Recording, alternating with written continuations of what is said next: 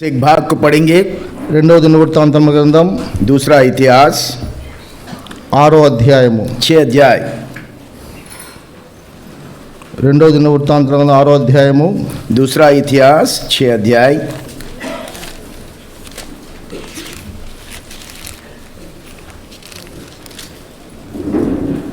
ఇరవై 28వ వచనం అందరం కలిసి చదువుకుందాం. 28 वचन को हम सब साथ मिलकर पढ़ेंगे। दूसरा इतिहास 28 29 వచనాలు అందరం కలిసి చదువుకుందాం. 28 और 29 वचनों को जो है हम सब साथ मिलकर पढ़ेंगे। దేశమందు जब इस देश में కరువు अकाल గాని, తెగులు या मरी గాని या కలగనప్పుడైనను, जुलस हो గాడ్పు దెబ్బ या గాని, गिरुआई या గాని टिड्डी के कीड़ తగిలినప్పుడు, लगे మిడతలు या उनके గాని, शत्रु के देश के చెడుపురుగు फाटकों में గాని उन्हें घेर रखे या कोई विपत्ति या रोग हो, तब यदि कोई मनुष्य या तेरी सारी प्रजा इस्राएल जो अपना दुख और अपना खेद जानकर और गिड़गिड़ाहट के साथ प्रार्थना करके अपने हाथ इस भवन की ओर फैलाए। సొలొమోను ప్రార్థన చేస్తున్నాడు.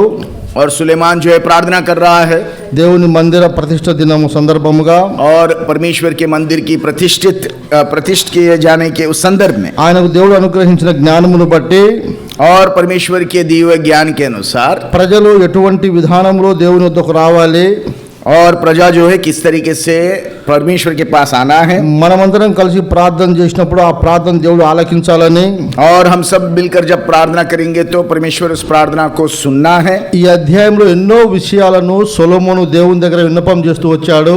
और इस अध्याय में सुलेमान जो है बहुतेरे बातों को प्रभु के सामने रखता है। అయితే మనం కొన్ని విషయాలను జ్ఞాపకం చేసుకొని ప్రయత్నం చేద్దాం. पर हम जो है कुछ बातों को हम समझने की कोशिश करेंगे। 28వ వచనంలో 28वें वचन में దేశమందు కరువు గాని, और इस देश में अकाल తెగులు గాని, తెగులు या फिर मरी గాడ్పు దెబ్బ గాని, या झुलस हो जाए, చిత్తడి పట్టుడు గాని, गिरुइया लगे మిడతలు గాని, या टिड्डियां लगे చీడ పురుగులు या గాని, कीड़े लगे శత్రువులు గాని या उनके शत्रु जो है ముట్టడి వేసినప్పుడు, उनके देश के फाटकों पर उन्हें घेर रखे। ఈ వచనంలో 7 రకాల నష్టాలను వస్తాయని ఆయన గ్రహించి, और इस वचन में 7 प्रकार के जो विपत्तियां देश पर आएंगे उसको पहचान कर అవి రావడానికి ప్రజల్లో ఉన్న లోపం ఏందో తెలుసుకోవాలి. और उस विपत्तियों को देश में आने के लिए प्रजा की क्या कमी घटी है उसको पहचानने के लिए, అవి గ్రహించుకొని ప్రభు దగ్గర నుంచి ఎలా విజయం పొందుకోవాలని కూడా జ్ఞాపకం చేసుకోవాలి. और उसको पहचानने के पश्चात किस तरीके से परमेश्वर से हमको विजय संप्राप्त करना है उसके संदर्भ में भी जो है उसको बातें कर रहा है। ప్రార్థనలో ఒక చక్కటి గ్రహింపు అవగాహన ఉండాలి. और प्रार्थना में एक अच्छे समझ को पहचान को रखना है। దేవుని వాక్యం మనకు ఆ విధంగా స్పష్టంగా బోధిస్తున్నాడు. और परमेश्वर का वचन जो है इस तरीके से स्पष्टता से हमको सिखा रहा है। ఈ దినాల్లో మన దేశంలో ఏం సంభవిస్తా ఉంది, और आजकल के दिनों में हमारे देश में क्या घट रहा है, ఇటువంటి సంభవాలు కలిగినప్పుడు ऐसी घटनाएं जब घटती है ఒకడైనను అనేకులైనను చేయవలసిన పని, और या तो एक या तो बहुतेरे जो काम करना है उसके बारे में बातें कर रहा है। ఆయన ప్రార్థన చేస్తూ అంటున్నాడు, और वो प्रार्थना करते हुए कह रहा దేవా है ఎప్పుడైతే దేశంలో సంభవిస్తాయో, और प्रभु जी जब कभी देश पर इन विपत्तियां आन पड़ती है, ఎవడైనను సరే, चाहे कोई भी क्यों ना हो, ఇశ్రాయేలు అందరూ సరే, चाहे इस्राएली सब मिलकर क्यों ना आए, అందరూ కలిసి ప్రార్థన చేసినప్పుడు जब वो आकर प्रार्थना करेंगे, నువ్వు ఆకాశం నుండి వారి ప్రార్థన ఆలకించి अपने स्वर्ग में स्वर्गीय निवास स्थान से उनकी प्रार्थनाओं को सुनकर వారి పాపములు క్షమించి उनके पापों को क्षमा करके ఆ దేశమును స్వస్థపరచుదుగాక అని ఉంది. और उनके देश को तुम चंगा करना कर कर कहता है। ఈ ప్రార్థన ప్రభు అంగీకరించాడు. और इस प्रार्थना को प्रभु ने स्वीकार लिया। అయితే ప్రార్థన చేసే వాళ్ళు ఎలా చేయాలని కూడా ప్రభు చెప్తూ వచ్చాడు. और प्रार्थना करने वाले भी किस तरीके से प्रार्थना करना चाहिए वहां पर बताया जा रहा है। కాబట్టి ఈ అధ్యాయంలో దేవుని మందిరాన్ని గురించిన ప్రార్థన గురించి విజ్ఞాపన గురించి ఎన్నో విషయాలు రాయబడ్డాయి. और इस अध्याय में प्रार्थना के बारे में मंदिर में प्रार्थना के विषय में कई बातें यहाँ पर गुप्त किए गए हैं। ఇప్పుడు ఈ దేశంలో ఏం కరువు వచ్చింది, और यहाँ पर कौन सी अकाल आई है, సంఘంలో ఏం కరువు వచ్చింది, और मंडली में कौन सी अकाल आई है, ఏమి కరువు వస్తే సంఘం క్షీణించిపోతుందో, और कौन सी अकाल आने से मंडली जो है विभाजित हो जाती है, దేశం క్షీణించిపోతుందో, और देश जो है निम्न होता चला ఆ जाएगा, కరువు సంభవించి ఉంది. और वो अकाल आन पड़ी है। ఆ కరువు నివారణ కొరకై మనం అందరం ఏం చేయాలి, और उस अकाल के निवृत्ति के लिए हम सबों को प्रार्थना करना है। మొట్టమొదట ఉన్న దినాల్లో ఉన్న కరువు ఏమిటంటే और सबसे पहले आजकल के दिनों की अकाल ये है, వాక్యము చాలా కరువు అయిపోయింది. और वचन की कमी घटी दिखाई पड़ती है, చాలా కథలు చెప్పడం అలవాటైపోయింది. और बहुत कहानियां बताई जाती है, చాలా పైన భౌతిక సంబంధం వాటి కోసం పరిచయం చేస్తున్నాము. और केवल देह संबंधित बातों के लिए ही सेवकाई की जा रही है। స్పష్టమైన దేవుని వాక్యము సమృద్ధిగా ఎక్కడ ఉండదో, और जहां पर स्पष्टता से परमेश्वर की वचन की भरपाई नहीं होती అక్కడ है, ఆశీర్వాదం ఉండదు, वहां पर आशीष नहीं होती, అక్కడ సమాధానం ఉండదు, वहां पर शांति नहीं होगी, అక్కడ ఆరోగ్యం ఉండదు, वहां पर चंगाई नहीं అక్కడ होगी, ఆరాధన కూడా वहां ఉండదు. पर आराधना भी नहीं होगी। అయితే మనకి ఏమి కరువు కనపడుతుంది దేశంలో? और आज इस देश में कौन सी अकाल दिखाई पड़ती है? కరువు బాగా కనపడుతుంది. अकाल बहुतायत में दिखाई पड़ता। కరువు రావడానికి కారణం ఏమిటి? और उस अकाल आने के लिए कारण क्या है? మనుషులు దేవుని మాటకు విధేయత చూపుట మానేసిండ్రు. और मनुष्य जो है परमेश्वर के वचन के अधीनता ही छोड़ दिया है। అది సంఘమైనా సరే, वो चाहे मंडली क्यों ना हो, కుటుంబంగా సరే, वो परिवार के तौर पे क्यों ना हो, వ్యక్తిగతంగా కూడా व्यक्तिगत रीति से भी దేవుని మాటలు వినడం మంచిగానే ఉంది కానీ परमेश्वर के वचन को तो वो सुनते रहते ఆ हैं, మాటలకు విధేయత చూపడంలో మనుషుడు విఫలమైపోయినాడు. और सुने हुए उस परमेश्वर के वचन को आज्ञाकारिता दिखाने में लोग चूक रहे हैं। కాబట్టి దేవుని వాక్యం ఏం చెప్తుంది? परमेश्वर का वचन क्या कह रहा है? ఆమోస్ గ్రంథం आमोस का किताब 8వ అధ్యాయము, 8 अध्याय, ఆమోస్ 8వ అధ్యాయము आमोस का 8 अध्याय 11వ వచనం చదవండి. और 11 वचन कोई पढ़िएगा। परमेश्वर यहोवा की यह वाणी है, హ్మ్. देखो ऐसे दिन आते हैं जब मैं इस देश में मेहंदी करूंगा, उसमें न तो अन्न की भूख और न पानी की प्यास होगी, परंतु यहोवा के वचनों के सुनने ही की भूख प्यास होगी। రాబోయే దినములలో आने वाले दिनों में దేశంలో కరువు సంభవించునని ఉంది. और देश में एक अकाल होगी कर कहता అది है। ఆహారము నీళ్లు లేకపోతే వచ్చే కరువు కాదండి. हाँ, वो भूख और प्यास जो दान और पानी से होने वाली की बारे बातें नहीं कर रहा है। దేవుని మాట వినకపోవడం వల్ల వచ్చిన కరువు. यहोवा के वचन को ना सुनने की अकाल के बारे में बातें कर रहा है। ఈ కరువు ఇప్పుడు మనకు సమృద్ధిగా కనపడతా ఉంది.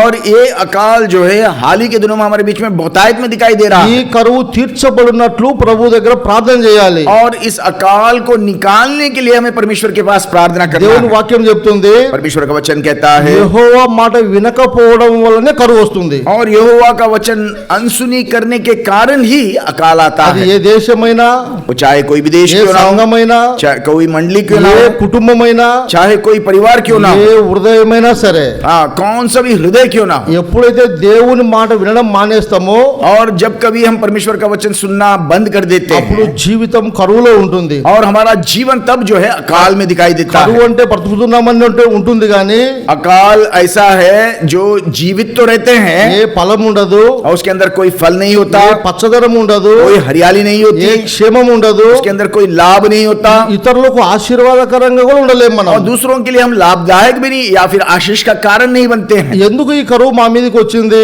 और क्यों ये काल हमारे जीवन में आया है, మనము స్పష్టమైన ఆ కరువును చూడగలము. और स्पष्टता से इस अकाल को हम देख पाते అయితే हैं। మనం అందరం ఇక్కడ కలిసి ఏం చేస్తున్నామంటే, और हम सब मिलकर यहाँ पर क्या कर रहे हैं? సొలొమోను ప్రార్థన చేశాడు, और सुलेमान ने प्रार्थना की, దేవా ఎప్పుడైనా కరువు సంభవిస్తే प्रभु जी जब कभी हमारे बीच में अकाल क्यों ना हो, ప్రజలందరూ ఆ విషయాన్ని గమనించి, और लोग इस सब मिलकर उस अकाल को पहचान చాలా कर, మంది జీవితంలో కరువు కనపడుతుంది కానీ और कई लोगों के जीवन में अकाल दिखाई पड़ता है, దాన్ని గ్రహిస్తలేము. उसको वो पहचानते नहीं है, ఎందుకంటే అన్నపానములు సమృద్ధిగా ఉన్నాయి, क्योंकि खाने पीने की वस्तुएं बहुतायत में है, భౌతిక సంబంధ వస్తువులు సమృద్ధిగా ఉన్నాయి, भौतिक वस्तुएं बहुतायत में है, కానీ దాని వల్ల వచ్చే కరువు కాదండి. हाँ, और ये अकाल जो है उसके संबंधित अकाल के बारे में बातें नहीं कर रहे हैं। దేవుని మాట వినకపోవడం వల్ల వచ్చే కరువు, परमेश्वर के वचन को अनसुनी करने के द्वारा आने वाली अकाल की बातें कर रहे हैं। మొట్టమొదటి మనం ప్రార్థన చేయాల్సిన అంశం ఏమిటంటే, और सबसे प्रथम हमारी प्रार्थना का अंश ये होगा, ఈ దేశంలో ఉన్న ప్రజలందరూ కూడా, और इस देश के सारी प्रजा ప్రతి సంఘంలో ఉన్న ప్రతి వ్యక్తి కూడా और मंडली के हर एक सदस्य को, దేవుని మాటకు విధేయత చూపునట్టు సిద్ధపడాలి. हाँ, परमेश्वर के वचन की अधीनता होने के लिए आप उनको तैयार कर। మనము కూడా వ్యక్తిగతంగా ఆ విధంగా సిద్ధపడినప్పుడైతే हम जब व्यक्तिगत रीति से इस तरीके से तैयार होंगे ఈ కరువు నివారణ అవుతుంది, और ये अकाल निकल जाएगा, మన భూమి తడపబడుతుంది, और भूमि जो है सींची जाएगी, మన సమృద్ధి అయిన పంట పండడానికి అవకాశం ఉంది. और फिर से एक अच्छी फसल की हम अपेक्षा कर सकते हैं। కాబట్టి మళ్ళా రెండో విషయం చెప్పాడు అక్కడ ఆయన, और वहां पर दूसरी बात को वो कह देता, ఒకటి కరువు చెప్పాడు, एक तो अकाल बताता, రెండోది తెగులు చెప్పాడు। दूसरी मरी के बारे में बातें करता है। కరువు వస్తే ఏమవుతుందంటే अकाल जब आता है तो क्या होता है, మళ్ళా కొత్త పండే అవకాశం ఉండదు। हाँ, दूसरा और एक बार फसल उगने का कोई संभावना नहीं दिखाई पड़ता है। తెగులు వస్తే ఏమవుతుందంటే मरी आएगा तो क्या होगा, ఉన్న పంట పాడైపోతుంది। और जो फसल है वो भी बिगड़ जाएगा। కాబట్టి ఆయన ఎటువంటి ప్రార్థన చేస్తున్నాడంటే, और इस कारण से वो कैसी प्रार्थना कर रहा है, ప్రభువా కరువు వచ్చినప్పుడైనా हाँ, जब अकाल आए कम से कम उस समय में ఆ కరువులో మేము గ్రహించలేకపోతే अगर उसमें हम हमारे ये भूल चूक को अगर हम पहचान नहीं पाते, సిద్ధపడి ప్రార్థించకపోతే, अगर हम पश्चाताप कर प्रार्थना नहीं करते, ప్రభు యొక్క కరుణా వర్షం మన మీద కురవబడకపోతే अगर परमेश्वर की दया का बारिश हम पर अगर उंडेला नहीं जाता, మళ్ళీ నెక్స్ట్ తెగులు వస్తుంది। और उसके बाद मरी आएगी। ఆ తెగులు ఏమవుతుందంటే, और वो मरी क्या होगा, ఇంతవరకు అంతో ఇంతో కష్టపడి చేయించిన పంటనంతా ఏం చేస్తుంది, और अब तक जो परिश्रम कर कर जो फसल को उगाया उसको क्या करता है, वो అదంతా పాడైపోతుంది। पूरा वो नष्ट कर देता है। అదంతా పాడైపోతా ఉంటే ఏమవుతుందంటే, और पूरा वो जब नष्ट होता जाता है तो क्या होगा, దేశము క్షీణించిపోతుంది, और देश जो है एकदम निम्न होता जाता है, ఆత్మీయత క్షీణించిపోతుంది, आत्मिक रीति से निम्न या फिर कमी घटी में दिखाई దైవ देता है। ప్రత్యక్షతను కోల్పోతాం మనం। परमेश्वर की प्रकटीकरण को हम खो जाते हैं। కాబట్టి ఇటువంటి సందర్భాన్ని జ్ఞాపకం చేసుకునే మనము ऐसे संदर्भ को स्मरण करने वाले हम ప్రభు దగ్గర ఎట్లా ప్రార్థించాలి। प्रभु के सामने में कैसे प्रार्थना ఈ करना है। సొలొమోను ప్రార్థన చేస్తా ఉన్నాడు, सुलेमान प्रार्थना करते हुए कहता, అయ్యా ఈ రోజు అయితే మందిరం కట్టబడింది ఇక్కడ, हाँ प्रभु जी आज तो यहाँ पर मंदिर बनाया गया, ఆ ప్రజలు ఎటువంటి వారో తెలుసు ఆయనకు, हाँ ये प्रजा किस तरीके की प्रजा है वो जानता है, మనుషులందరూ ఎటువంటి వారో కూడా తెలుసు ఆయనకు, सारे मनुष्य कैसे हैं उसको भी वो पहचानता है, మనుషులందరూ ఎటువంటి వాళ్ళంట, ప్రజలందరూ ఎటువంటి और వాళ్ళంటే प्रजा कैसे किस प्रकार के लोग हैं, చదవండి ఆయన ఏం రాశాడో। और वो खुद होकर क्या लिखता है। ప్రసంగి గ్రంథం और सबोपदेशक 9వ అధ్యాయము, 9 अध्याय, ప్రసంగి గ్రంథం 9వ అధ్యాయము सबोपदेशक 9 अध्याय 3వ వచనం చదవండి। 3रा वचन, అందరికీ ఒకటే ఉమ్, సంభవించును. ఉమ్, గురుని కింద జరుగు వాటినన్నిటిలో ఇది బహు దుఃఖకరము. ఉమ్. మరియు నరుల హృదయము చెడుతనంతో నిండి నరుల హృదయము చెడుతనముతో నిండి ఉండును, और मनुष्यों के मनों में बुराई भरी हुई है। వాని బ్రతుకు దినములన్నీ వారి హృదయములో వెరితనమును అని ఉంది। जब तक वे जीवित रहते हैं उनके मन में बावलापन रहता है। మనందరికి ఒక హృదయం ఉంది, हम सबों का एक हृदय है। హృదయం లేని వాళ్ళు ఎవరైనా ఉన్నారా ఇక్కడ? और हृदय ना रखने वाले कोई है क्या इधर? ఆ హృదయము చెడుతనముతో నిండి ఉంటదంట। और ये हृदय जो है, ये मन जो है बुराई से भरपूर है। చెడుతనంతో నిండి ఉన్న ఈ హృదయము ये बुराई से भरपूर मन जो है, ఎప్పుడు దేవుని వాక్యముతో ప్రార్థనతో సిద్ధపడకుండా ఉంటే अगर वो परमेश्वर के वचन से और प्रार्थना से अगर तैयार नहीं किया जाता, దాంట్లో ఉన్న ఎరితనం బయటపడుతుంది, उसके अंदर की बावलापन जो है बाहर निकल कर అప్పుడు आएगा। దారి తప్పిపోయే ప్రమాదం ఉంది। तब जो है मार्ग से भटकने का एक हमारा मौका होता है। ఈ మాట ప్రసంగి ఆయన సొలొమోను రాస్తున్నాడు। सबोपदेशक में सुलेमान खुद होकर ये बात को लिख रहा है। కాబట్టి ఇటువంటి హృదయం ఉన్న ఈ ప్రజలు ऐसे हृदय को रखने वाली ये प्रजा ఎప్పుడైనా తప్పిపోతే, अगर वो मार्ग से भटक जाएंगे, ఆ కరువు భూమి సంభవించినప్పుడు, अकाल हुए तब, తెగులు వచ్చినప్పుడు, या फिर मरी हुआ तब, నీ మందిరానికి వచ్చి अगर तेरे मंदिर में आकर ప్రార్థన చేస్తే, अगर प्रार्थना करेंगे, మీరు వారి ప్రార్థన ఆలకించండి ప్రభువా। प्रभु जी आप उनके प्रार्थनाओं को सुनो। మొదటి నుంచి భక్తులైన వారందరూ ఏం చేస్తూ వచ్చారంటే, और आरंभ से जो भक्त जन थे उन्होंने क्या किया, రాబోయే తరముల వారి కొరకు ప్రార్థన చేస్తూ వచ్చారు। आने वाले पीढ़ी के लिए जो है प्रार्थना करते आए हैं। ఇప్పుడు కూడా ఏం జరుగుతుందంటే, आज भी क्या हो रहा है, తండ్రి కుడి పార్శ్వమున మన ప్రభువైన యేసుక్రీస్తు విజ్ఞాపన చేస్తున్నాడు। पिता के दाहिने ओर बैठकर प्रभु यीशु मसीह हमारे लिए बिछवाई कर रहा है। చెప్పశక్యం గాని మూలులతో పరిశుద్ధాత్మ కూడా విజ్ఞాపన చేస్తున్నాడు। और जो अनकही ऐसे कराने के द्वारा पवित्र आत्मा परमेश्वर भी जो है आपके लिए और मेरे लिए बिछवाई कर रहा है। ఆ సంఘంగా మనము దేవునికి విధేయత చూపడంలో కొంచెం నిర్లక్ష్యంగా ఉన్నామని అర్థమవుతుంది। और इस बात को हम बखूबी समझ सकते हैं कि मंडली के तौर पर परमेश्वर के वचन को प्रभु जी संपूर्ण आज्ञाकारिता दिखाने में हम चूक रहे हैं। ఆ ఏదైతే నిర్లక్ష్యంగా ఉంటా ఉన్నామో, जिन बातों में हम बिल्कुल ऐसे हल्केपन को निभा रहे हैं, ప్రార్థనలో గాని, चाहे वो प्रार्थना में हो, పరిశుద్ధ పరిశుద్ధతలో గాని चाहे पवित्रता में हो, దేవుని మీద మనసు ఉంచడంలో గాని परमेश्वर पर अपने मन को बनाए रखने के विषय దేవుని में, పైన మన దృష్టి ఉంచడంలో या గాని फिर परमेश्वर अपने ऊपर नजर रखने के विषय में మనం ఎప్పుడు అశ్రద్ధగా ఉంచొద్దండి. हम बिल्कुल चूकना नहीं ఈ चाहिए। ప్రార్థన చేసిన తర్వాత इस प्रार्थना को करने के पश्चात సొలొమోను ఈ ప్రార్థన చేసిన తర్వాత सुलेमान इस प्रार्थना को करने के దేవుడు बाद ఒక మాట చెప్పాడు ఆయనకు. परमेश्वर ने उससे एक बात कही మన है। హెబ్రోను సంఘాల్లో हमारे हेब्रोन की मंडलियों में భక్సింగ్ గారు ఎప్పుడు అదే మాట రాసేది అక్కడ పుల్పిట్ దగ్గర. भाई बक्सिंग जो है हमेशा अपने ऐसे पुलपिट के पीछे इस शब्द को लिखते थे। చాలా సంఘాలు అయ్యే ఉంటవి. कई मंडलियों में ये बात दिखाई देता है। ప్రభు ఏం చెప్పాడంటే प्रभु ने क्या कहा? ఈ మందిరమును పరిశుద్ధపరిచి ఉన్నాను, और इस मंदिर को मैंने पवित्र किया है। నా దృష్టి मेरी दृष्टि, నా మనసు मेरा मन ఎల్లప్పుడూ అక్కడ ఉంటుంది అన్నాడు. सदैव वहां पर बना रहेगा कहता है। పరలోకమందున దేవుని మనసు और स्वर्ग में निवास करने वाला है परमेश्वर का मन, దేవుని సంఘం మీద ఉంది. और उसका पूरा पूरा मंदिर अपने मंडली पर बनाए रखा ఈ है। మూడు విషయాలు ప్రభు చెప్పాడంటే और इन तीनों बातों को अगर प्रभु ने कहा, ఏం అర్థం ఉందండి అందులో? इसका अर्थ क्या है? ఎవరి మనసు అని ఎక్కడైనా ఉందంటే అర్థం ఏమని? अगर किसी का मन किसी पे ठहरा है, इसका मतलब क्या है? ఏమర్థం? ఏమని కాదు. प्रेमिస్తున్నాడు। ఎవని ధనము ఎక్కడ ఉంటుందో అక్కడ వాని మనసు ఉంటుంది. हाँ, जिसका धन जहां पर है उसका मन उसी पर बना रहता है। పరలోకంలో దేవుడు ఉన్నాడు, और स्वर्ग में परमेश्वर निवास करता है, ఆయన ధనం భూమి మీద ఉంది. और उसका धन जो है पृथ्वी पर है। అందుకే ఆయన మనసు ఇక్కడ ఉంది. और इस कारण से उसका मन यहाँ पर అంటే है। మనం మందిరంలో ఉన్నాము, और हम मंदिर में है, మన మనసు పరలోకంలో ఉండాలని ఆయన కోరుకున్నాడు. और वो चाहता है कि हमारा मन जो है स्वर्ग पर ठहरा रहे, మన మనసు దేవుని మీద ఉండకుండా और हमारा मन परमेश्वर पर ठहरे रहने के ఇంకా बजाय ఎరితనంలో ఉంటే, अगर हम बावलेपन पर बनाए रखते हैं, చెడిపోయి ఉంటే, अगर वो बुराई की ओर है, మోసపోయి ఉంటే अगर धोखे में पड़ा है, అది ప్రార్థనగా ఉండదండి. वो प्रार्थना समान नहीं रहेगा। ప్రార్థన చేయడం చాలా అవసరము. और प्रार्थना करना बहुत जरूरी అయితే है। ప్రార్థన చేసే వ్యక్తి ఎలా ఉండాలని దేవుడి వాక్యం చెప్తుందంటే, पर प्रार्थना करने वाला व्यक्ति किस तरीके से होना चाहिए? वचन क्या कहता ఈ है? మందిరంను పరిశుద్ధపరిచి ఉన్నా అన్నాడు. और प्रभु ने कहा कि अपने मंदिर को मैंने पवित्र करे रखा है। అయితే నువ్వు పరిశుద్ధపరచబడి ఉండాలని దేవుడి వాక్యం చెప్తుంది. और इसका मतलब यह है कि परमेश्वर का वचन कहता है आप भी पवित्र बने रहना है। పరిశుద్ధత లేకుండా మనం ప్రార్థన చేసినట్లయితే पवित्र बने रहे बगैर अगर हम प्रार्थना ఆ करेंगे, ప్రార్థన దేవుడు వింటాడా? क्या वो प्रार्थना को प्रभु सुनेगा? మన ప్రార్థన దేవుడు వినాలని और प्रभु जो है हमारी प्रार्थना सुनने మనం के ఏ लिए విధంగా ప్రార్థన చేస్తే దేవుడు అంగీకరిస్తాడో, हम किस तरीके से प्रार्थना करेंगे तो प्रभु स्वीकारेगा। దేవుని వాక్యంలో ఎన్నో విషయాలు రాయబడి ఉన్నవి. परमेश्वर के वचन के अंदर बहुतायत की बातें लिखी गई है। కాబట్టి సొలొమోను ప్రార్థన ముగించిన వెంటనే और सुलेमान की प्रार्थना जैसे ही उसने अंत किया, దేవుడు చెప్పాడు, परमेश्वर ने कहा నేను ఈ మందిరం పరిశుద్ధపరిచి ఉన్నాను అన్నాడు. और इस मंदिर को मैंने पवित्र किया ఆ దినాల్లో మందిరాన్ని పవిత్రపరిచాడు.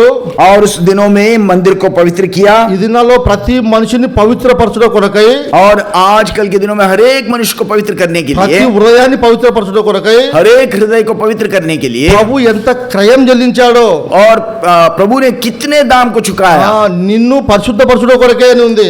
और तुझे पवित्र करने के लिए దేవుని వాక్యం చెప్తుంది. परमेश्वर का वचन कहता है। ఆశ్చర్యమైన విషయాలు ఏమిటంటే, हाँ, अचंबा करने वाली बात यह है, దేవుని దృష్టికి పవిత్రమని ఏవి ఉండవంట. और परमेश्वर की दृष्टि में पवित्र दिखाई देने वाली कोई भी बात नहीं। చదవండి ఏబు గ్రంథం, अय्यूब का किताब, ఏబు గ్రంథం अय्यूब का किताब 15వ అధ్యాయము 15 अध्याय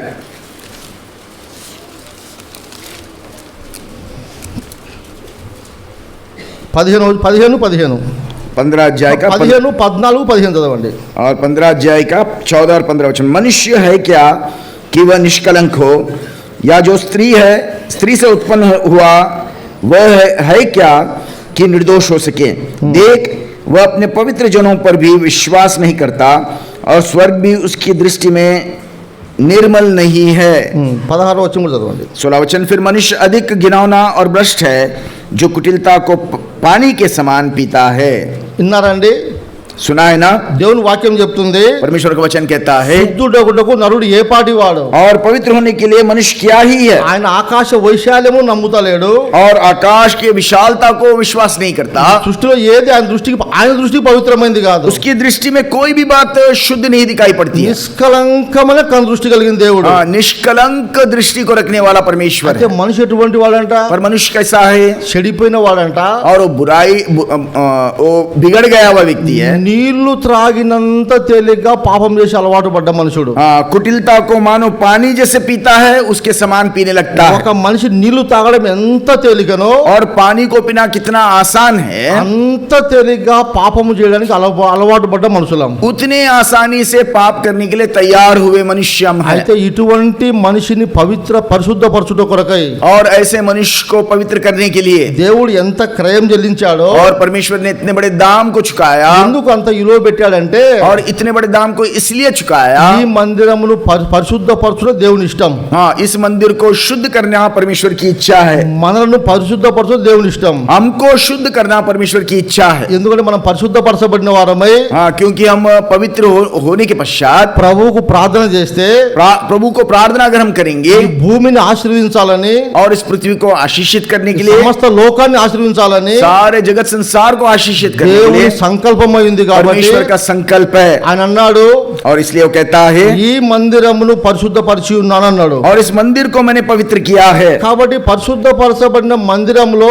పరిశుద్ధులమై ప్రార్థించాలని దేవుని వాక్యం చెప్తుంది. और पवित्र किए हुए मंदिर में पवित्र बनकर आपको और मुझको प्रार्थना करना है. దేవుని మందిరం పరిశుద్ధపరచబడిన తర్వాత और परमेश्वर का मंदिर पवित्र किए जाने के మందిరంలో पश्चात ప్రార్థన చేసే మనము అపవిత్రంగా ఉన్నాం అనుకోండి, अगर मंदिर में प्रार्थना करने वाले आप और मैं अगर अपवित्र बने ఆ रहेंगे, ప్రార్థన దేవునికి ప్రీతికరంగా ఉంటుందా? क्या वो प्रार्थना परमेश्वर को स्वीकृत होगा? ఆ ప్రార్థన ప్రభు అంగీకరిస్తాడా? क्या उस प्रार्थना को प्रभु स्वीकारेगा? దేవుడు చాలా సందర్భాలు చెప్పే విషయం ఏమిటంటే, और कई संदर्भ में परमेश्वर इन बातों को कहता మీరు है, బహుగా ప్రార్థన చేసిన నేను విన్నాను అన్నాడు.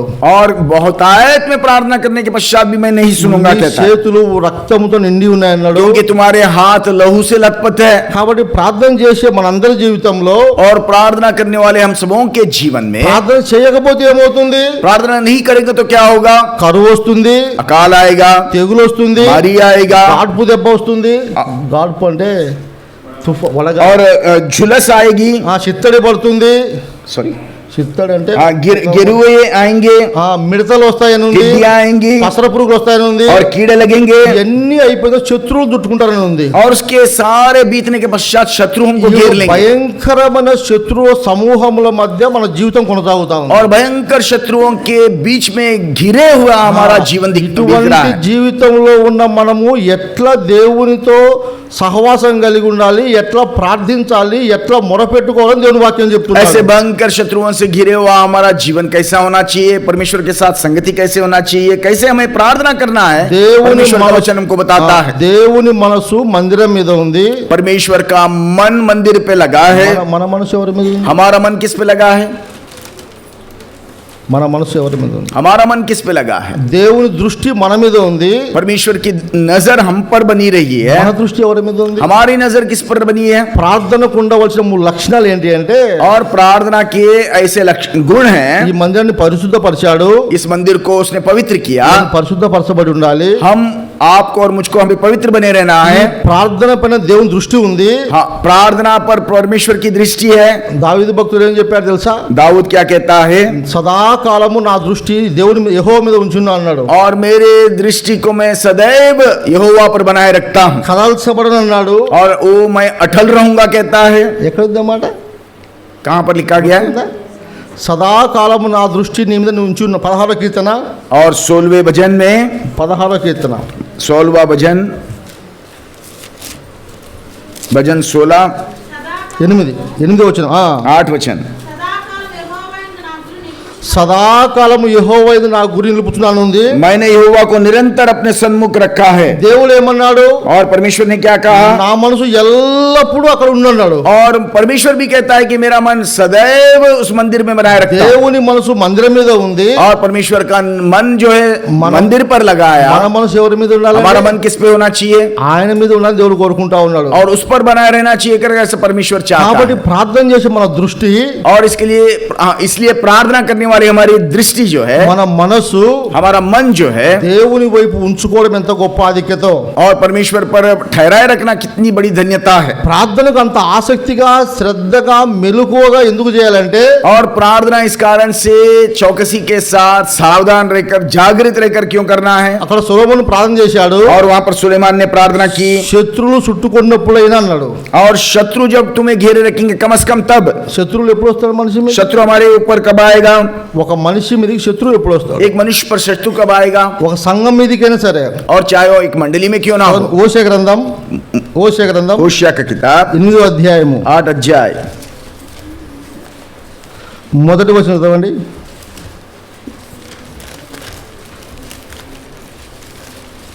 होशिया 8వ అధ్యాయం 1వ వచనం. 8 अध्याय में 1వ వచనం. अपने मुंह में नरसिंगा लगा, वह उकाब के समान यहोवा के घर पर झपटेगा, क्योंकि मेरे घर के लोगों ने मेरी वाचा तोड़ी हाँ। और तेरी व्यवस्था का उल्लंघन किया है. దేవుని వాక్యం చెప్తుంది, परमेश्वर का वचन कहता है, కాకా నీ నోట ఉంచుకొని ప్రకటించుము. हाँ, तेरे मुंह में नरसिंगा लगाकर इस बात को प्रकट कर, నా घोषणा జనులు कर. ఏం చేశారంటే और मेरी प्रजा ने क्या किया? ధర్మశాస్త్రం అతిక్రమించి ఉన్నారు అన్నాడు. और मेरी वाचा को उन्होंने तोड़ दिया है. అతిక్రమిస్తే ఏమవుతుందండి? अगर ऐसा व्यवस्था का उल्लंघन करेंगे तो क्या होगा? ఏమవుతుంది? क्या होगा? నీ ఇష్టానుసారం నువ్వు బతకవచ్చు, और तेरे मन के अनुसार तुम जीवन को तो बिता सकते हो. నీకు మనసుకు నచ్చినట్టు ఉండవచ్చు. हाँ, तेरा जैसा मन चाहता है वैसा तुम जीवन को व्यतीत कर सकते हो. ఏమవుతుంది? पर क्या होगा? ఏమవుతుందండి? क्या होगा? పక్షి వాలినట్టు శత్రువు దేవుని మందిరం మీద వాళ్ళని ఉంది ఇక్కడ.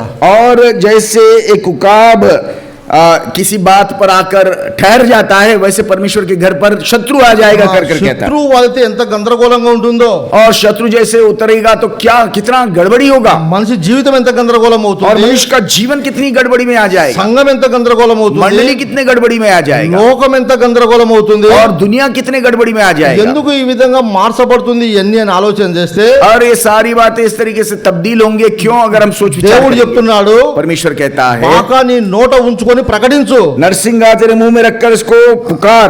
జనులు ఏం చేశారంటే मेरे लोगों ने क्या किया? దేవుని నిబంధనను మీరి ఉన్నారని ఉంది. मेरी प्रजा ने मेरी व्यवस्था का उल्लंघन किया. దేవునితో నీకేదైనా నిబంధన ఉందా?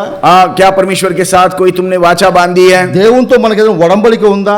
प्रभु के साथ हमारा कोई समझौता है? ఒక తీర్మానంలో బ్రతికే అలవాటు మనకుందా? एक निर्णय पर हम ठहरे रहने का जीवन हमारा है क्या? ఈ రోజు కొన్ని చెప్తాము, कुछ बातों को आज हम कह देते हैं 31 కొన్ని వాగ్దానం తీర్మానం చేసుకుంటాము. और 31 को तो बहुत ही हम निर्णय भी कर लेते हैं. ఏదైనా బాగా కష్టం వచ్చినప్పుడు కొన్ని నిర్ణయాలు చేసుకుంటాము. और हमारे जीवन के अंदर तकलीफ आती है तो हम निर्णय कर लेते हैं. అందుకే సొలొమోన్ ఏం చెప్పాడంటే, और इसलिए सुलेमान कहता మనుషుని है, హృదయములో ఎర్రితనం ఉంటదంట.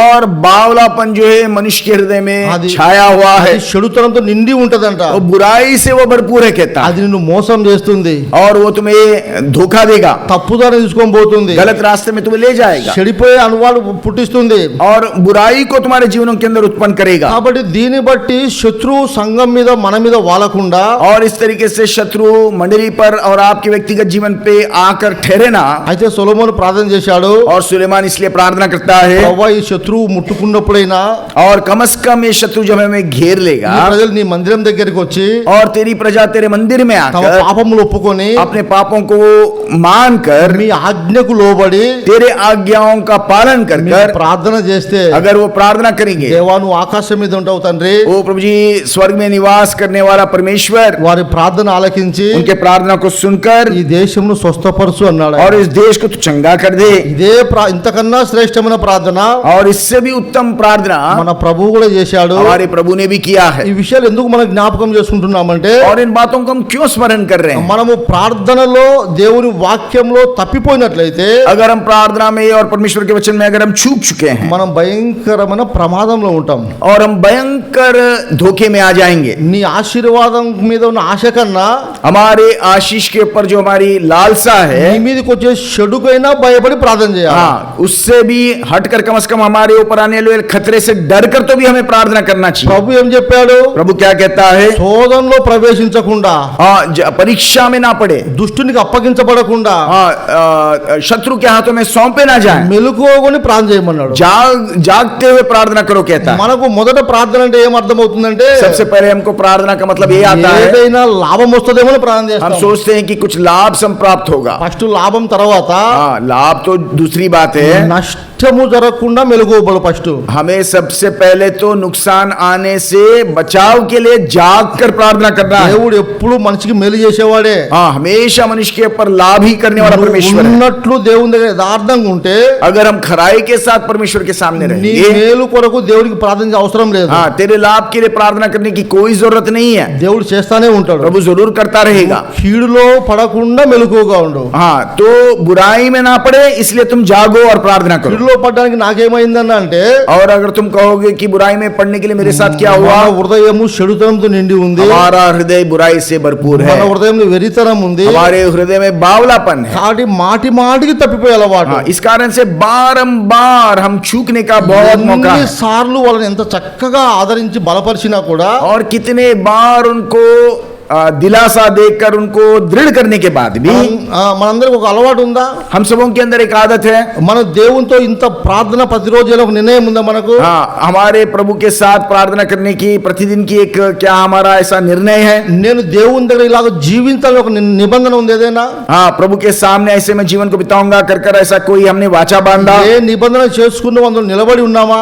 क्या जिस वाचा को हमने बांधा उसमें हम ठहरे रहते हैं? లేకపోతే ఏమవుతుందంటే, अगर ऐसा नहीं है జనులు నా నిబంధన అతిక్రమించినందున और मनुष्य मेरे వాచా का उल्लंघन करने के कारण से, పక్షిరాజు వాలినట్టు శత్రువు నా మందిరం మీద వాలును అన్నాడు ఆయన. और वो कहता है जैसे उकाब मेरे मंदिर पर उतर कर आया वैसे मेरे मनुष्यों पर भी आएगा. భయంకర నష్టాన్ని చూస్తా ఉన్నాము. बड़े नुकसान को हम देखेंगे ఏ విధంగా సమకూర్చుకోలేనంత పతనం అయిపోయింది చూస్తా ఉన్నాము. और इसको फिर से जब लौटा कर ना ला सके ऐसे पतन को हम अनुभव करेंगे. సహవాసం ఎంతో గొప్ప నష్టం కలిగింది. और संगति में बहुत बड़े नुकसान को हमने అయితే उठाया దీన్ని మనం సమకూర్చుకోలేము కానీ और इसको हम लौटा कर नहीं ला सकते. దేవుడు సమకూర్చగలిగిన సామర్థ్యం కలిగిన వాడు. पर परमेश्वर जो है हमको लौटा कर देने की सामर्थ्य रखता है. మనం సమకూర్చలేము కానీ हम खुद से इनको लौटा कर तो नहीं ला सकते. సమకూర్చే వాని దగ్గర సరిచేసుకోవడంలోను, हाँ, जो लौटा कर लाने की सामर्थ्य रखने के वाले के पास हमारे अपने जीवन को ठीक ठाक करना ఆయన है. దగ్గర మొరపెట్టుకోవడంలోను, उसके पास पुकारने के कारण से, జీవితాన్ని సరిచేసుకోవడంలోను, जीवन को ठीक ठाक करने के ఆయన द्वारा, దగ్గర మొరపెట్టుకోవడంలోను उसके पास पुकारने के द्वारा మనము మరలా తిరిగి సమకూర్చబడినట్లయితే हम फिर से लौट कर अगर हम लौटाए दिए जाएंगे तो, దేవుడు మరలా మొదటి స్థితి మనకి ఇవ్వగలడని దేవుని వాక్యం చెప్తుంది. और हमारे प्रथम स्थान को लौटाने के लिए प्रभु का वचन हमको वायदा देता ఆయన है. అత్యంత కృప కలిగిన వాడు, वो सनातन के अनुग्रह को रखने वाला, ఆయన క్షమించుటకు సిద్ధమైన మనసు కలిగిన వాడు. क्षमा करने के लिए क्षमाशील गुण रखने वाला परमेश्वर. కాబట్టి అక్కడ ఎందుకు ప్రార్థన చేస్తున్నాడు? और इसलिए क्यों प्रार्थना कर रहा है? తెగులు ఆగిపోండి ఏం చేయాలా? और मरी रुकना है तो क्या करना है? దావీదు కాలంలో తెగులు వచ్చింది. और दाऊद के समय में मरी आया. తెగులు ఎందుకు వచ్చింది? क्यों आया? అంత గొప్ప వ్యక్తి కూడా, और उतना बड़ा व्यक्ति भी, ఎంతో జ్ఞానము భక్తి కలిగిన వాడు కూడా बड़ा ज्ञानवान और भक्ति से भरपूर व्यक्ति, చిన్న పొరపాటు చేసిండు. और छोटे उसने गलती को कर बैठा, చిన్న పొరపాటు చేసిండు. छोटा सा, దాన్ని బట్టి గొప్ప తెగులు వచ్చింది. और बहुत बड़ा मरी आया. అదే తెగులు వచ్చింది కానీ पर मरी आने के बाद తెగులును ఎట్లా నివారించుకున్నాడో తెలుసుకుంటే, और उसको कैसे उसने रोक रखा उसको अगर हम చదవండి समझेंगे. రెండో సమూయేలు గ్రంథం, दूसरा शमूएल का किताब, రెండో సమూయేలు గ్రంథం 24వ అధ్యాయం 24 अध्याय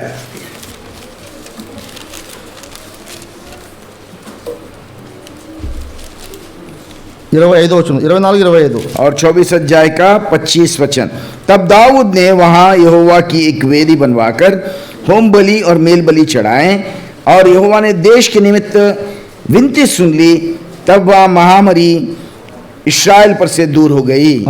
దావీదు దేవునికి అక్కడ ఒక బలిపీఠం కట్టించి, और वहां पर उसने एक वेदी को बनवाकर, మనం ఎక్కడ పడిపోయామో, और जहां हम गिर गए हैं, కట్టించడము అంటే అర్థం ఏమంటే, और बनवाने का मतलब ये है, దావీదు బలిపీఠం కట్టించాడు. और दाऊद ने तो वहां पर वेदी बांधी है. అయితే మన జీవితంలో మనం ఎక్కడ పడిపోయామో, और हमारे जीवन में जहां कहीं हम गिर गए हैं, ఏలియా కూడా ఇది చెప్తూ వచ్చాడు.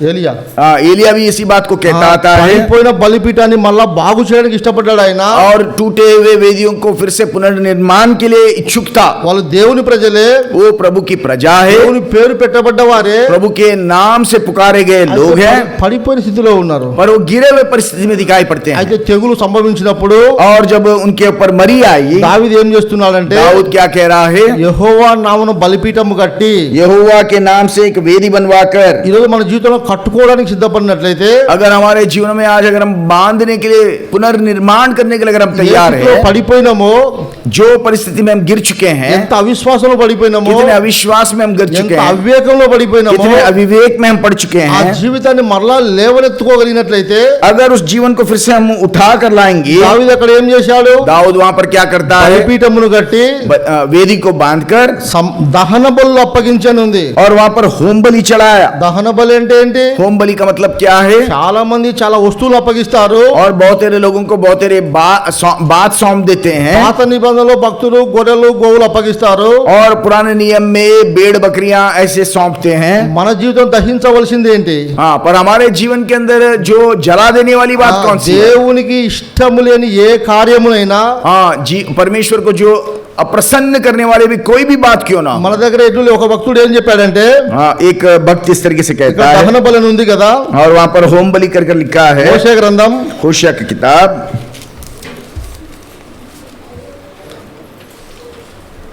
14వ అధ్యాయము और होशिया का 14 अध्याय మొదటి వచనం చదవండి. पहला वचन, हे इस्राएल, अपने परमेश्वर यहोवा के पास लौटा, क्योंकि तूने अपने अधर्म के कारण ठोकर खाई है। రెండో వచనం కూడా ఉంది. बातें सीख कर और यहोवा की ओर लौट कर उससे कह, सब अधर्म दूर कर, अनुग्रह से हमको ग्रहण कर, तब हम धन्यवाद रूपी बलि चढ़ाएंगे। దేవుడి వాక్యం చెప్తుంది, और परमेश्वर का वचन నీ कहता है, పాపము చేత నువ్వు కూలితివని ఉంది, और तेरे पाप के कारण से तू ठोकर खाया है, దేవుని దయ చేత మళ్ళా కట్టబడతాం. और परमेश्वर की दया के कारण से फिर से तो पुनर्निर्मित किया जाएगा। కూలిపోవడంలో మన అవిధేయత ఉంది, और गिर जाने में हमारी अवज्ञाकारिता है, కట్టడంలో దేవుని కృప ఉంది. और पुनर्निर्माण करने में కాబట్టి ఓ परमेश्वर का अनुग्रह है। ఓ ఇశ్రాయేలు, నీ పాపం చేత నువ్వు కూలితివి గనుక, हे इस्राएल, अपने पाप के कारण से तू ठोकर खाया है। కూలిపోయిన వాడు కూలినట్టే ఉండడం దేవుని ఇష్టం కాదు. हाँ, ठोकर खाया हुआ व्यक्ति ऐसे ही गिरा पड़े रहे, ये परमेश्वर को पसंद వాడు नहीं है। తిరిగి కట్టబడడం దేవుని ఇష్టం. वो फिर से निर्मित किए जाए, ये परमेश्वर की మన इच्छा है। సంఘాలు కట్టబడాలి, हमारी मंडलियां निर्माण किए మన जाना चाहिए, కుటుంబాలు కట్టబడాలి, हमारे परिवार निर्माण किए మన जाना चाहिए, జీవితాలు కట్టబడాలి. हमारे जीवन निर्माण किए जाना चाहिए। ఎందుకు పడిపోయావో దేవుని వాక్యం చెప్తుంది, और क्यों गिर गए, ये परमेश्वर का वचन ఓ बताता है। ఇశ్రాయేలు, నీ పాపము చేత నువ్వు కూలితివి గనుక हे इस्राएल, तेरे अधर्म के कारण तू गिर चुका है। యెహోవా తట్టు తిరుగుము అని ఉంది. यहोवा की ओर फिर कर, తిరిగి ఏం చెప్పాలంటే, क्या करना है? మాటలు సిద్ధపరచుకొని और बातों को तैयार कर कर, దేవుని దగ్గర ఏం సిద్ధపరచుకోవాలంటే, और प्रभु के पास हमें क्या तैयार करना है? ప్రార్థన కొరకు దేవుని మాటలు సిద్ధపరచుకోవడం. प्रार्थना के लिए हमारे बातों को तैयार करना है। దేవుని వాక్యం చెప్తుంది, परमेश्वर का वचन कहता है, ఎడ్లకు బదులుగా మా పెదవులు ఉన్నవి.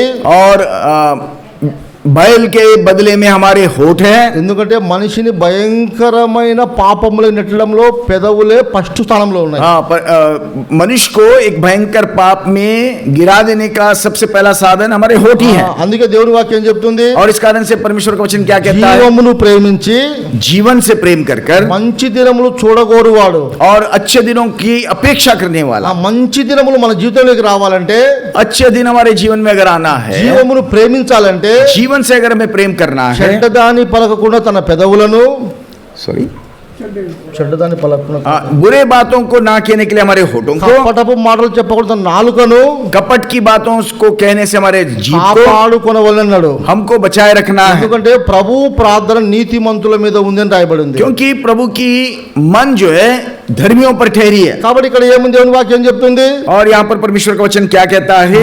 వెడ్లకు బదులుగా మా పెదవులు మాకున్నవి, और बैल के बदले में हमारे होठ हमारे पास है। మేము అప్పగించవలసి ఉంటే అవే అన్నాడు ఆయన. और वो कहता है कि हम उन्हीं को सौंप देंगे। దావీదు భక్తుడు ఏం చేశాడు, दाऊद भक्त ने क्या किया? బలిపీఠము కట్టి और वेदी को बांधकर దహన బలిగా అప్పగించాడు. और होम बलि के समान सौंप दिया।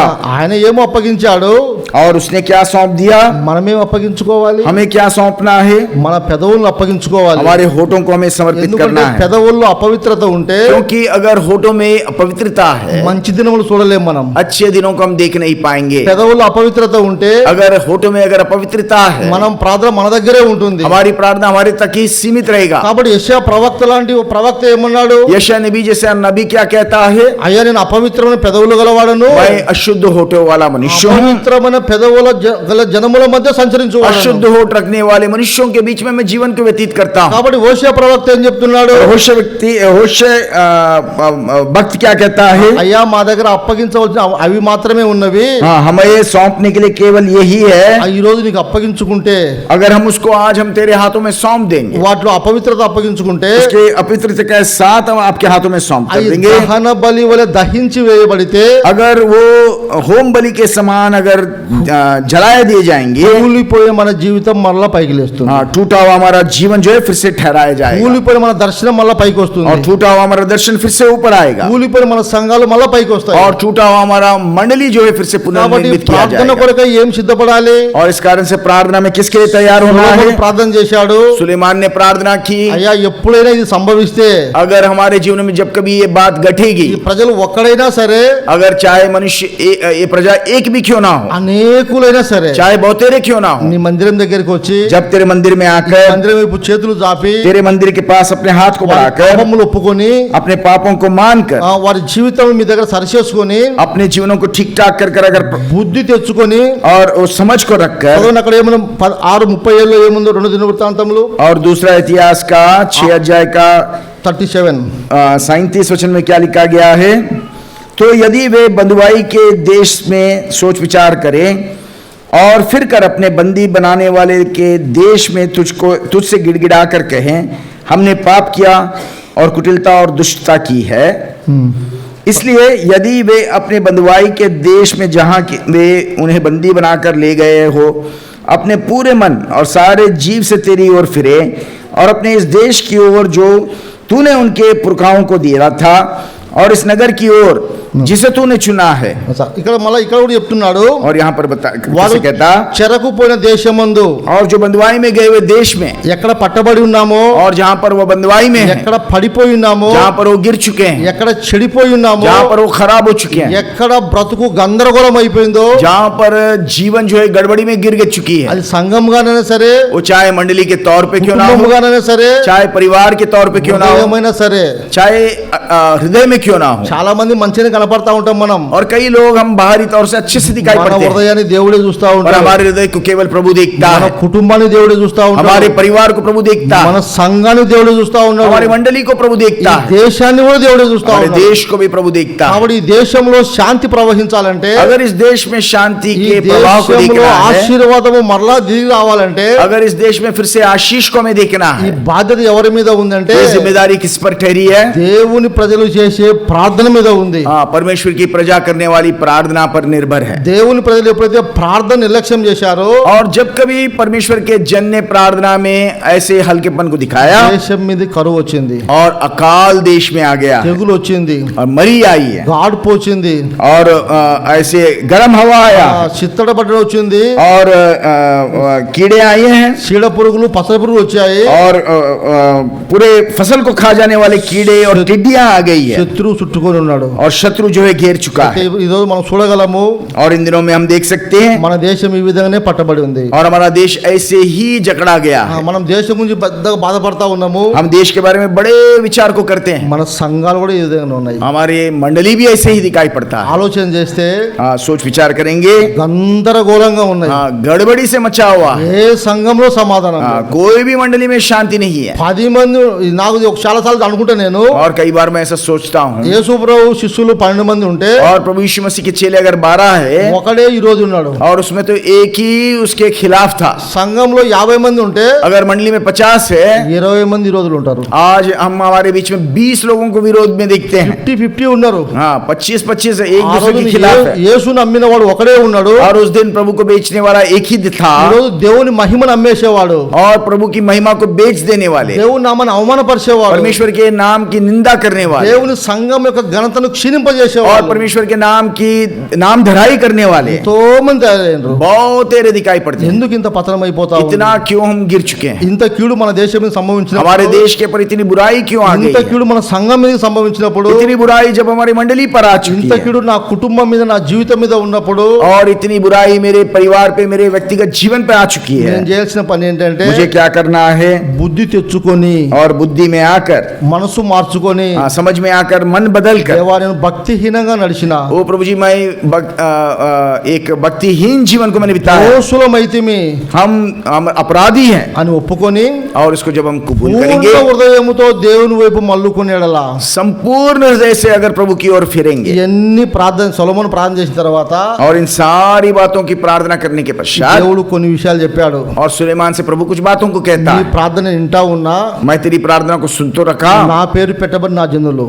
और ये मेरी प्रजा जिसके ऊपर मेरी नाम रखी गई है. ఈరోజు ఉదయం కూడా బ్రదర్ చెప్పాడు ఒక అన్న और एक भाई ने भी इस तरीके से सवेरे कहा, 7:14 దేవుని వాక్యం 2 దినవృత్తాంతం 7:14 ఉంది అన్నమాట. और दूसरे इतिहास के 7:14 में इस बात को हमने నా देखा, పేరు పెట్టబడి నా జనులు. और मेरी प्रजा जो मेरे कहलाते हैं. దేవుని పేరు నీకు ఎప్పుడు పెట్టబడుతుందండి? और प्रभु का नाम तुम्हारे ऊपर कब लिखा जाएगा? నీకు దేవుని పేరు ఎప్పుడు పెట్టబడుతుంది? तुम्हारे ऊपर प्रभु का नाम कब रख दिया जाएगा?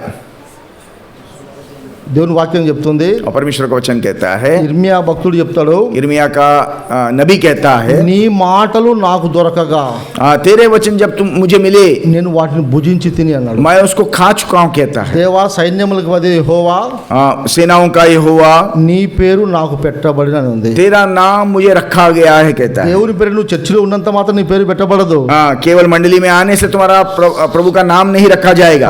15-16 ఇర్మియా గ్రంథం 15 అధ్యాయం 16 వచనం. और इर्मिया का 15 अध्याय का 16वां वचन, వాటిని భుజించి తిని అని ఉంది. నీ పేరు నాకు పెట్టబడిన ఉంది ఇందులో. जब तेरे वचन मेरे पास पहुंचे तब मैंने उन्हें मानो खा लिया, और तेरा वचन मेरे मन के हर्ष और आनंद का कारण हुए, क्योंकि हे सेनाओं के परमेश्वर यहोवा मैं तेरा कहलाता हूँ. నీ పేరు నాకు పెట్టబడిన రాయబడి ఉంది. और तेरा नाम मुझ पर रखा गया. ఈ రోజు ప్రార్థన చేసి మనందరి జీవితంలో आज प्रार्थना करने वाले हम सबों के जीवन में దేవుని మాటలు భుజించడము, परमेश्वर के वचन को खाने का. దేవుని మాటలు భుజిస్తే ఏమవుతుందండి? और परमेश्वर के वचन को खाएंगे तो क्या होगा? చెడుతనంతో నిండి ఉన్న హృదయం బాగవుతుంది. जो बुराई से भरपूर हमारा हृदय ठीक हो जाएगा. వెర్రితనముతో ఉన్న హృదయం స్వస్థపడుతుంది. बावलापन से भरा हुआ हमारा हृदय जो है चंगाई पाएगा. తన వాక్కును పంపి స్వస్థపరిచని రాయబడి ఉంది. और उसके वचन को बेचकर उसने चंगा किया. ఎక్కడ స్వస్థపరిచాడంటే और कहां पर चंगा किया? హృదయంలో స్వస్థత. हमारे हृदय में उसने चंगाई दी మనం है. చూడగలము. हम देख सकते हैं, నీ మాటలు నాకు దొరకగా तेरे वचन जब मुझे मिले నేను వాటిని భుజించి తిని. मैंने उसको खा लिया. నన్ను స్వస్థపరిచే శక్తి దేవుని మాటలకే ఉంది. मुझे चंगा करने की शक्ति सामर्थ्य जो है केवल परमेश्वर के वचन में है. నన్ను పరిశుద్ధపరిచే శక్తి దేవుని మాటలకే ఉంది. मुझे पवित्र बनाने की सामर्थ्य जो है परमेश्वर के वचन में ఆ ही है. మాటలు భుజించడం మనకి ఎప్పుడు అలవాటు అవుతుందో, और जब कभी हमारे जीवन में उनका खाने का हमारा अनुभव बनता है, దేవుని పేరు మనకు పెట్టబడుతుంది. परमेश्वर का नाम हम पर रखा जाएगा. అంతేనా అండి? इतना ही ना? దేవుని వాక్యం చెప్తుంది, परमेश्वर का वचन कहता నీ है, వాక్కును పంపి వాడిని బాగు చేసిదివి, तेरे वचन को बेचकर तूने उनको चंगा किया, వారు పడిన గుంటలో నుండి లేవనెత్తిదివి అని ఉంది. और उनको गिरे हुए में खड्डे से तूने खड़ा किया. 107 वचనంలో. और भजन संहिता 107:20 वचन में. కాబట్టి ఏ గుంటలో పడిపోయినామో మనము? और कौन से खड्डे में हम गिर चुके हैं? అవిశ్వాసంలో పడ్డామా? अविश्वास में गिर चुके हैं? అవిధేయతలో పడ్డామా? क्या अवज्ञाकारिता में गिर चुके हैं? భక్తిహీనతలో పడ్డామా? భక్తిహీనతలో.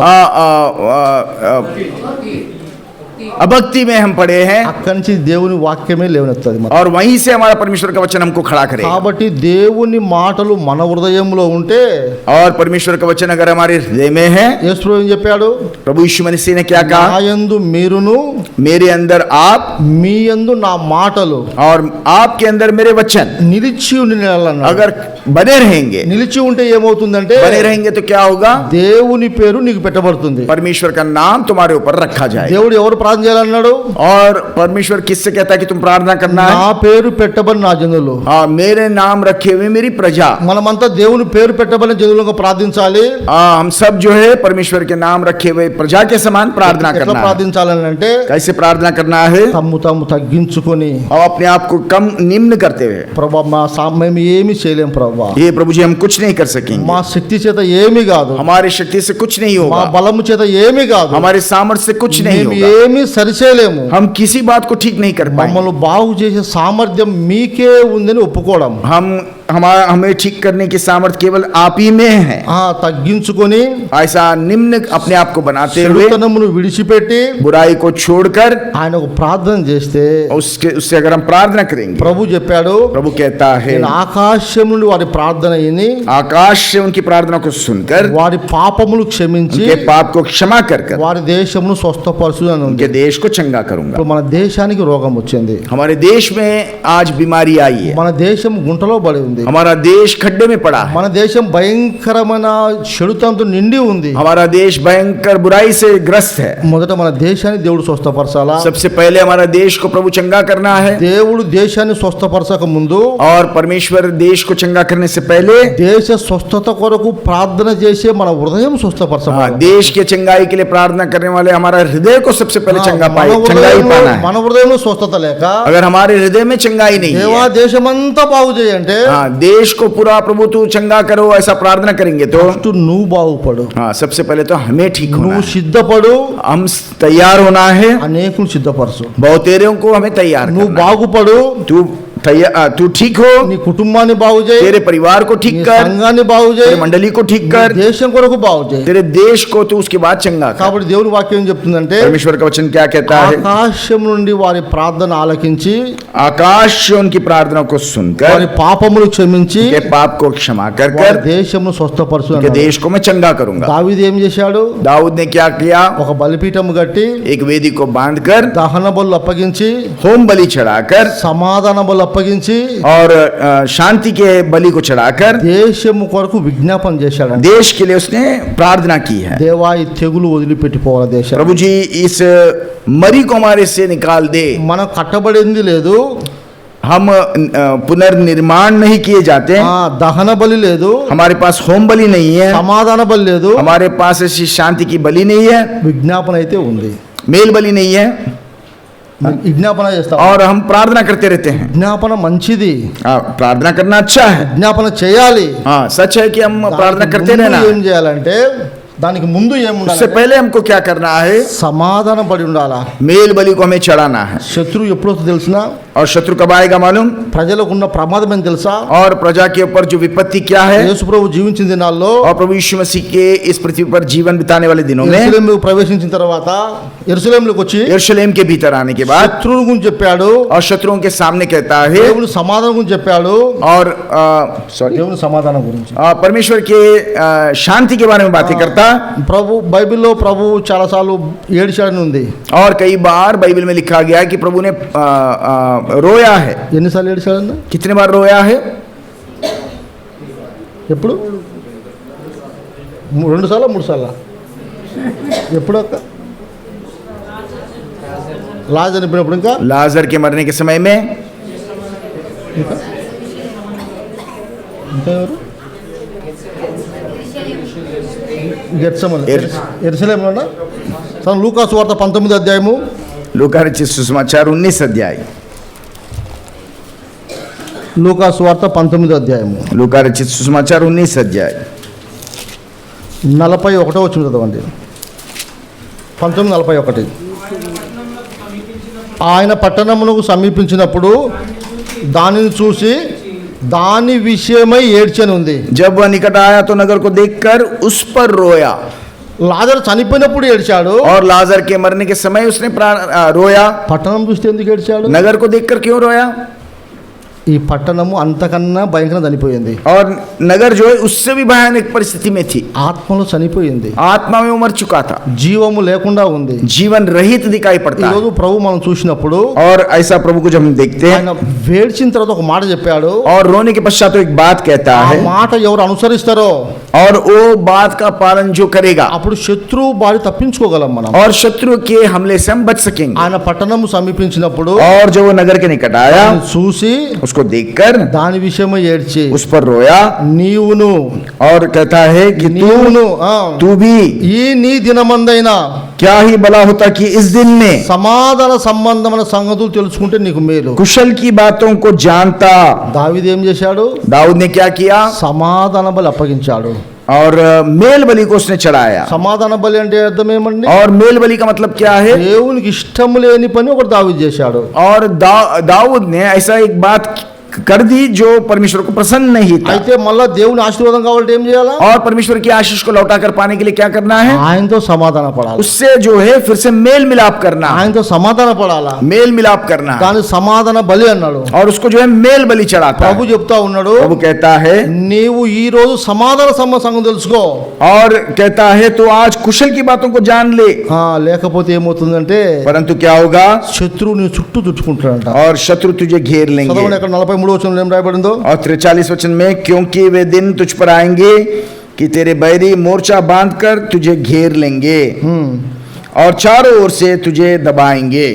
4 పక్కల బంధిస్తాడంట, और चारों ओर से तुझे दबा देंगे అన్ని పక్కలు కట్టేస్తాడంట. और चारों ओर से घेर लेंगे। అందుకే సొలొమోను ప్రార్థన చేశాడు, और इसलिए सुलेमान ने प्रार्थना की, ప్రభా శత్రువు వాళ్ళని ముట్టడి వేసినప్పుడు. और शत्रु जब उनको घेर लेगा, ఎందుకు శత్రువు ముట్టడి వేశాడంటే, और क्यों शत्रु ने उनको घेर रखा? దేవుని ప్రజల చుట్టూ శత్రువు ఎందుకు ముట్టడి వేశాడు? और प्रभु के लोगों के चारों ओर क्यों घेर रखा? దేవుని ప్రజలు దేవునితో సమాధానం పోగొట్టుకున్నారు.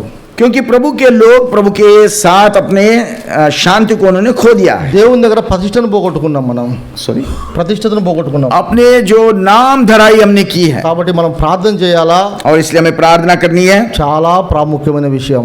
बहुत प्रमुख विषय है। ఆ ప్రార్థనలో దేవునికి ఇష్టంగా సిద్ధపడాలా. और उस प्रार्थना में प्रभु के लिए हमें बिल्कुल ठीक तैयार మన होना है। దేశం స్వస్థత కొరకు, हमारे देश की चंगाई के మన लिए, సంఘం స్వస్థత हमारे కొరకు, मंडली के चंगाई మన के लिए, కుటుంబాల స్వస్థత కొరకు, हमारे परिवार की चंगाई के लिए। దావీదు ఆ దినాలు ఎంతో బాధతో और दाऊद उस दिन बहुत दुख के साथ, ఆ మాట చదివి ప్రార్థన చేసుకుందాం. చదవండి 2 సమూయేలు 24-25. 2 సమూయేలు గ్రంథం 24 అధ్యాయము.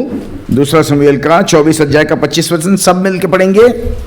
दूसरा समूएल 24 अध्याय का 25 वचन। तब दाऊद ने वहाँ यहोवा की एक वेदी बनवाकर होम बलि और मेल बलि चढ़ाए, और यहोवा ने देश के निमित्त विनती सुन ली। तब वह महामारी इस्राएल पर से दूर हो गई।